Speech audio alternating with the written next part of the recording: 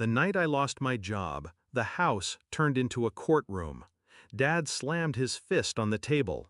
"Pack your bags. Failures don't belong here." My husband didn't defend me. He spit at my feet, grabbed his coat, and walked out with the woman he'd been sleeping with. She smirked at me like she'd already taken my place. I didn't argue. I didn't beg. I just stood there, silent, while their words carved into me like knives. What none of them knew was that I already had sharper blades of my own. My father had always measured me against his sons and found me lacking.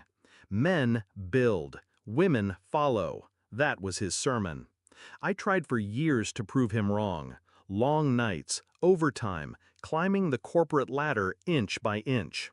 My husband cheered me on at first, called me brilliant, said he believed in me.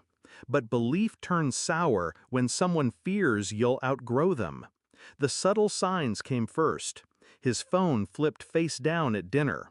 Whispers in the hallway cut short when I entered.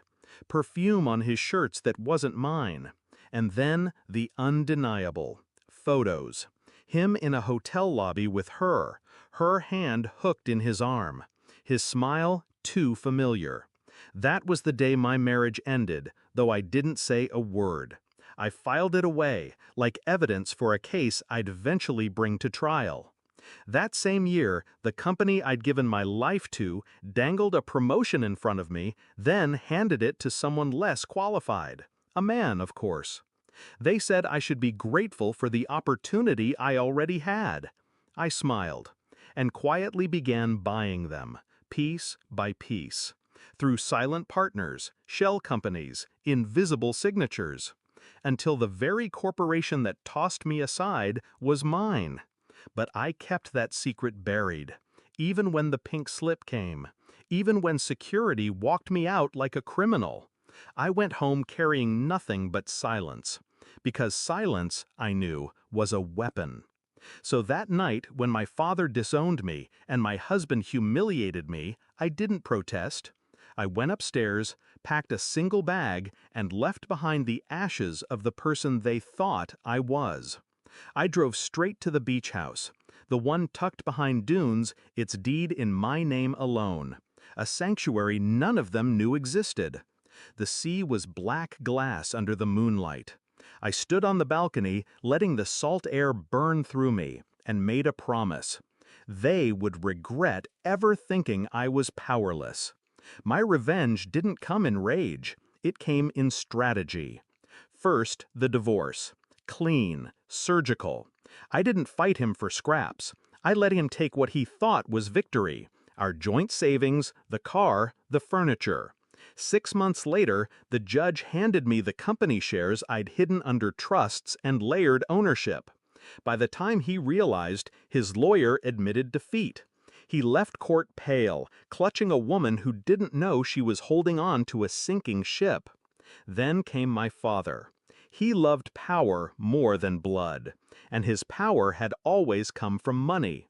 But when the contracts dried up, when banks refused his calls, when his own company filed for bankruptcy under mysterious market pressure, he finally looked up and saw me, in the boardroom chair that had once been his. "Lacey, this can't be you." His voice cracked, thin as paper. "It is," I said. "It always was. You just never bothered to look." Christmas that year was different. The family gathered in silence. No booming laughter from my father. No smug smile from my husband. I walked in wearing black. Simple, controlled. My heels echoed on the hardwood as I set gifts by the tree. They watched me like I was a stranger. In a way, I was. Dad finally spoke, voice trembling. "Why didn't you tell us?" I met his eyes, calm, steady. "Because you never listened." The climax came not in shouting, but in realization. They saw the truth piece by piece, that the failure they'd spat on had risen higher than they ever dreamed, that the daughter they cast out now held the keys to everything they'd lost, that the wife they discarded now lived untouchable while they drowned in the wreckage of their choices. And I didn't need to humiliate them further. Their own downfall was humiliation enough. Sometimes revenge is fire, sometimes it's ash. Mine was silence, turned into empire. As I left that house, I didn't look back. Snow fell in soft sheets, erasing my footprints as I walked to the waiting car. For the first time in years, I felt weightless. Not because I'd won, but because I no longer needed their approval, their love, or their name. So when people ask me if I regret what happened that night, I smile. They think I lost everything. But the truth is, that night, I lost nothing. I was already free. I just let them believe they'd set me on fire. What they never realized was that I was the one holding the match.